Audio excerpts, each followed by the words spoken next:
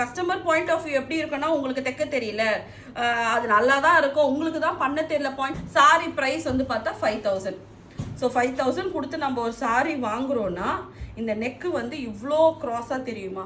இங்கே பார்த்தீங்கன்னா இது பேக் பார்ட்டு. பேக்கோட சென்டரை இங்கே நான் அயன் பண்ணிட்டேன். இங்கே கரெக்டாக சென்டர் அயன் பண்ண பிறகு இந்த நெக்லைன் பார்த்தீங்கன்னா இந்த சென்டரை தாண்டி ஒரு பக்கமாக கம்ப்ளீட்டாக க்ராஸ். இப்போ இது எப்படி தான் மேம் பண்ண முடியும்? நம்ம இதை தான் எப்படி பண்ணணும்னு யோசிக்கணும். இப்போ இதில் என்னன்னா நம்ம பேக்கை வந்து இந்த கிராஸ் படி போகணுன்னா ஃபேப்ரிக் வந்து பயஸ் ஆகிடும். இதை இழுத்து பிடிச்சி பண்ணணும்னா இந்த சைடு நெக்கு வந்து ஒய்ட் ஆக ஆரம்பிக்குது. இன்னொன்று first neck wide, centre dot போடலாம், எல்லாம் மார்க் பண்ணியாச்சு, இருந்தாலும் சென்டர் டாட் வரல. அண்ட் கம்ப்ளீட்டாக இங்கேருந்து ஒரு பக்கமாக க்ராஸாக போகுது. ஸோ இந்த மாதிரி ஸ்டோன் ஒட்டுற மோஸ்ட் ப்ளவுஸில் வந்து இதுதான் ப்ராப்ளமே சொல்கிறாங்க, ஒரு சைடாக இப்படி க்ராஸாக போகுதுன்னு. ஸோ இப்போ பார்த்தீங்கன்னா நீங்களே தெரியும் இது சென்டர்லேருந்து எவ்வளோ க்ராஸாக போகுது. இப்போ இது என்ன பண்ண முடியும்?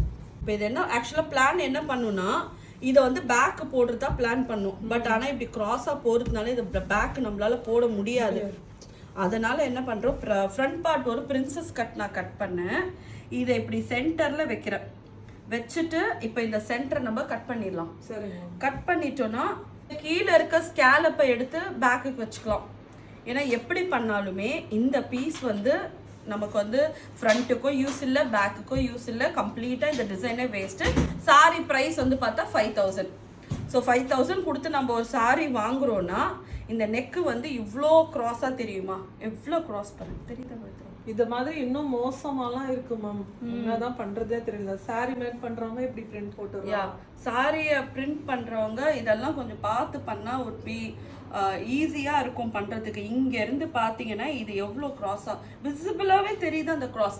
சாரியை நம்ம வாங்கும் போது இதெல்லாம் போட்டு நம்ம பார்க்க மாட்டோம், கடையிலையும். ஆமாம், நம்ம அவ்வளோ காஷியஸாகவும் இது நம்ம பார்க்க மாட்டோம். இனிமேல் இதெல்லாம் பார்க்கணும். ஸ்லீவும் இதுக்கு எப்படி இருந்தது பார்த்தீங்கன்னா இந்த பேக்குக்கு ரொம்ப பக்கத்தில் இருந்தது ஸ்லீவ். அதோட இம்பாக்ட் என்ன ஆச்சுன்னா 8 இன்ச்சுக்கு மேலே ஸ்லீவ் வச்சா பாருங்க, ஸ்லீவ்லேயும் கொஞ்சம் ஷார்ட்டேஜ் ஆச்சு. இதில் விஷயம் தெரியாதவங்க என்ன பண்ணணும், மோஸ்ட்லி வந்து இந்த மாதிரி இந்த ஸ்டோன்ஸ் மாதிரி ஒட்டிருக்காங்களா, ரைலிங் ஸ்டோன்ஸு, இந்த மாதிரி ஸ்டோன்ஸ் ஒட்டுற மாதிரியான பிளவுசஸ் அண்ட் சாரீஸ் அவாய்ட் பண்ணிட்டீங்கன்னா இதோட பிளவுஸ் இப்படி இல்லாமல் இருக்கும். அண்ட் பிளவுஸில் வந்து இந்த மாதிரி கிராஸ் போயிடுச்சுன்னா சத்தியமாக இந்த பேட்டர்ன் நீங்கள் யூஸ் பண்ணவே முடியாது.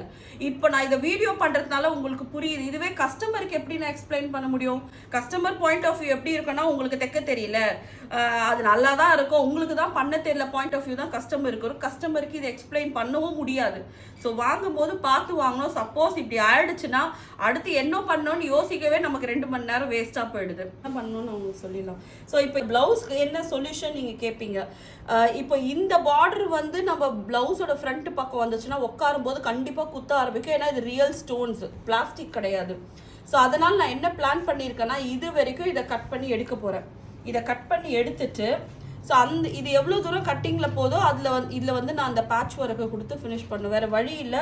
அண்ட் இவ்வளோ வேலையும் இது ஒரு பிரிண்ட் வந்து தப்பாக போனதுனால தான் நிறைய வேலை இருக்குது. இப்போது இது அப்படியே கட் பண்ணி எடுத்து நான் பேக் என்ன பண்ணேன்னா ஒரு பிளெயின் வீக் கொடுத்துட்டேன். ஆக்சுவலாக இந்த டிசைன் நல்லா இருக்கே பேக்கில் வைக்கலாம் தான் நான் வாங்கினேன். பட் அப்போ எனக்கு ஐடியா வரல. இப்போ இது அப்படியே நான் விட்டுட்டேன். இந்த போர்ஷன் மட்டும் ஒரு ஸ்ட்ரெயிட் பீஸை இது கடியில் வச்சு அப்படியே நம்ம கட் பண்ணிடலாம்.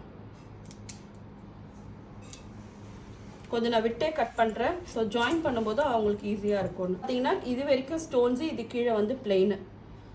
ஸோ இப்போ நம்ம ஃப்ரண்ட் ஓப்பனுக்காக பிளான் பண்ணோம். ஸோ வேறு வழி இல்லாமல் இப்போ இந்த சென்டரை நம்ம கட் பண்ணி கொடுத்தா தான் நம்மளால் பண்ண முடியும். கரெக்டாக பண்ணுங்க சார். இப்படியே சென்டரில் அடிச்சுட்டு ஸோ இது எதுக்காக போடுறேன்னா சப்போஸ் உங்களுக்கும் இதே மாதிரி உங்கள் கிளைண்ட்டோ இல்லை நீங்களோ உங்களுக்கோ ஒரு ஃபேப்ரிக் வந்ததுன்னா இது இப்படி தான் ஹேண்டில் பண்ணும். கிட்டத்தட்ட ரொம்ப மணி நேரம் யோசிச்சாச்சு இதுக்காக. ஸோ சென்டர் டாட்டெல்லாம் அடித்து பார்த்தோம். டாட் அடித்து பார்த்த பிறகு பார்த்தா இந்த சைடு வந்து 2.5 வருது, இந்த சைடு வந்து 3 வருது. ரொம்ப க்ராஸாக இருக்குது. ஸோ அதனால் இதையும் சென்டர் ஓப்பன் பண்ணிடலாம். வந்து இதை இங்கே மார்க் பண்ணியிருக்கேன் தெரியுதுங்களா? ஸோ இவ்வளோ தூரம் தான் என்னோடய நெக்லைன் வரணும். ஸோ அந்த நெக்லைனை இந்த டிசைன்லேருந்து 1/2 இன்ச்சுக்கு முன்னாடி வரைக்கும் இதை ப்ளேஸ் பண்ணுறோம். இப்படி மேலே ஷோல்டருக்கு 1/2 இன்ச் விட்டுருங்க. விட்டுட்டு இதை அப்படியே ஸ்டிச் பண்ணி டர்ன் பண்ணிடலாம். ஸோ இப்போ இந்த 2 நெக்கையும் நான் ஸ்டிச் பண்ணி ஹூக்கு போடும்போது இது 2ம் ஒரே அலைன்மெண்ட்டில் வரணும். கரெக்டாக வருது இல்லையா? ஸ்லீவ்ஸில் ஸ்கேலப் இருக்கிறது அழகாக தான் இருக்குது. பட் அதை ஸ்டோன் ஒர்க் வச்ச ப்ளவுஸில் இதை டவுன் ஃபோல்ட் பண்ணது கொஞ்சம் கஷ்டமான வேலை. அதுக்கு என்ன பண்ணால் லைனிங்கை எக்ஸாக்ட் மெஷர்மெண்ட்டில் கட் பண்ணி அந்த லைனிங்கோட கீழ்ப்பகுதியை டபுள் ஃபோல்ட் பண்ணிவிடுங்க. அண்ட் இதை மெயின் ஃபேப்ரிக்கில் வச்சு சுற்றி ஒரு தையல் போட்டுருங்க.